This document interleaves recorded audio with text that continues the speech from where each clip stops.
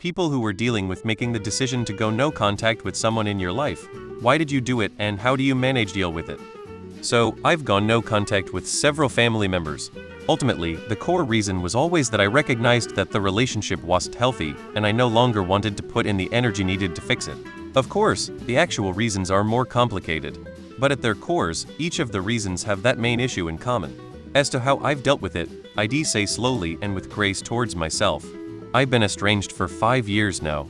The first few years were rough because, well, I was mourning my parents. Because in a way, estrangement from parents is kind of like them dying before they've died for real. It's admitting that they are no longer people you want in your life, etc., etc. Therapy, self-reflection, hobbies, chosen family, and time helped a lot. All of those things are things you can do to prove to yourself that life goes on after estrangement. And furthermore, that estrangement made your life better because it gave you room to grow. If a person is taxing your energy, emotions, adding stress and/or abusive, cutting ties is an option. Things for me would need to be extreme right. Not everyone gets along and not every problem needs to be no contact. For me, dealing with no contact is simple. I focus on improving the things that were degraded from the relationship I was in previously. If it were a family member, I'd have to set clear boundaries with other family. I went no contact with my ex of 7 years. Didn't reply to phone calls, text, emails, or even a counselor who emailed me with an invitation to join a group session with my ex to discuss conflicts of interest. I did it because after what was likely years of lies that are not only a huge betrayal, but also put me in unsafe situations more than once, there was nothing to really say. The only way to move on from that is to leave it in the past. Reconciliation is not feasible in those circumstances, so going NC was the only way I could keep my sanity. Delete all socials where you can find him or try to occupy yourself with anything other than whatever reminds you of him or her, as hard as it is. Delete all the pictures you have of them. Avoid listening to the music you listen to thinking of your partner. Do not watch romantic movies which would trigger your memories. Certain smells which reminds you should be avoided. Places you visited together shan't be visited. Sleep before 11 p.m.-ish since your brain becomes emotional after 11 p.m. due to hormones trying to keep you awake. Do not miss your meals and eat on time so your body doesn't tend to overthink due to hormones. Believe in yourself and try not to get overwhelmed by the world. Everyone is struggling. We just don't speak about it. No contact to the asshole who hurt me. I don't want to talk to them. Hell, I don't want to see them. And if I do see them, they'd better shoot me because I'm pissed. I have only ever done this if it were someone who consistently shows you they don't care about your feelings or respect your boundaries. It's hard if you love the person, but you just have to grieve the loss, which can be very hard because the person is alive, well, and very much not sorry, so forgiving them can be a tricky process. Just getting to a point of acceptance is the best you can do. Healing from no contact is very painful and lonely, so getting in therapy and finding new friend support groups going through the same thing can help, but likely it will always hurt to think about. It's like grieving people who are alive.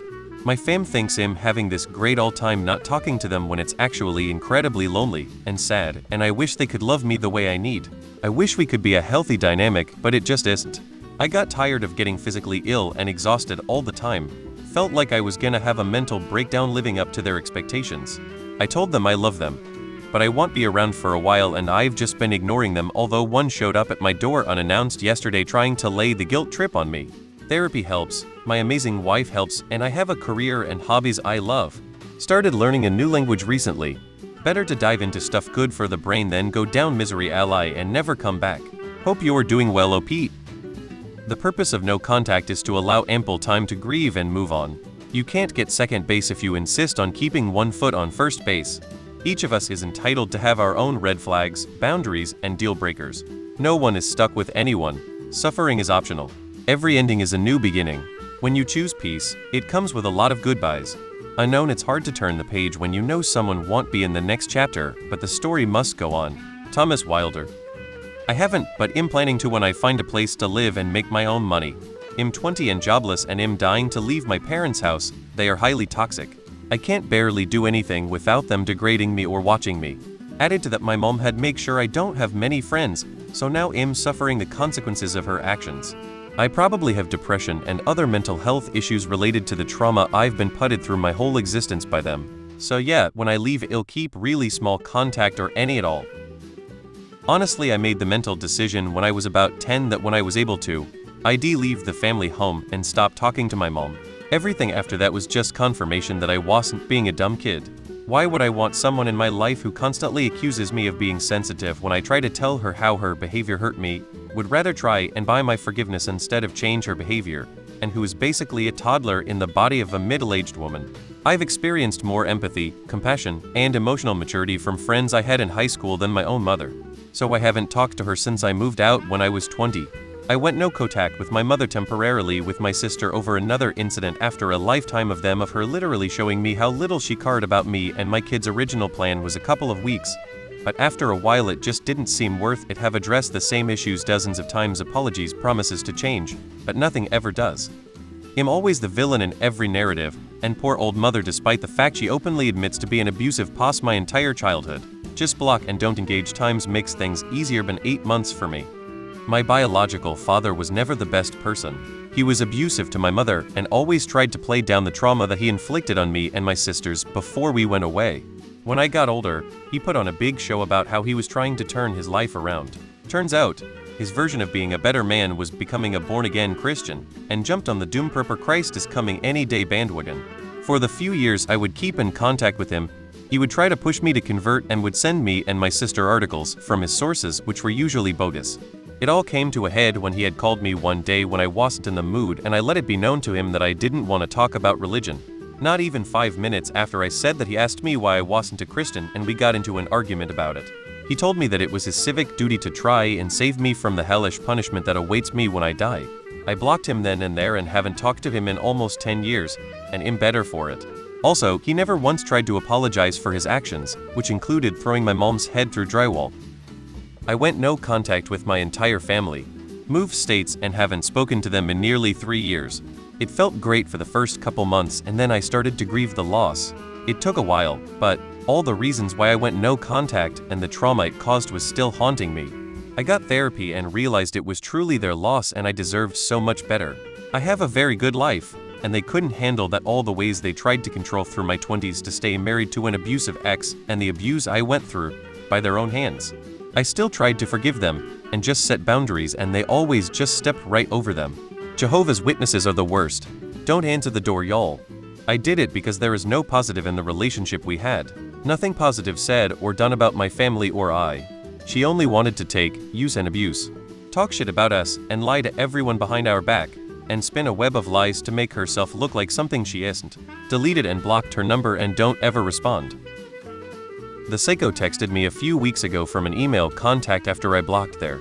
Didn't respond, deleted the message, and nothing new after that. Hoping to be done. But he's manic, and if he understands he's such an a-hole and why I wouldn't want to talk to him. I thought it'd be harder than it was.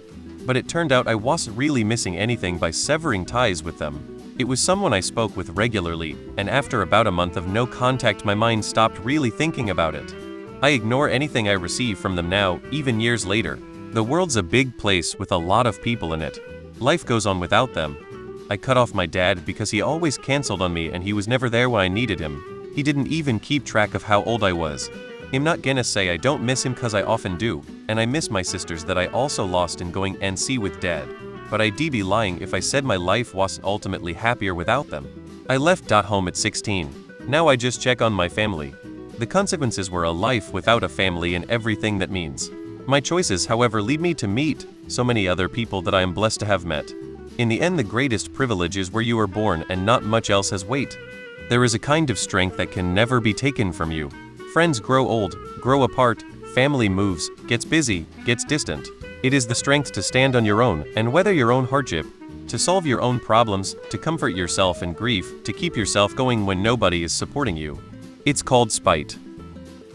My adopted brother fucking hate him with a burning passion. He has read not his fault, the fault of his bio parents. But when he goes behind everyone's backs talking shit, trying to stir up trouble amongst us, that was my breaking point. He found God, so my parents want to forgive and forget, but I want. He knows to never speak to or contact me again if I'm visiting family, and he shows up I immediately leave. He's as dead to me as Rogel.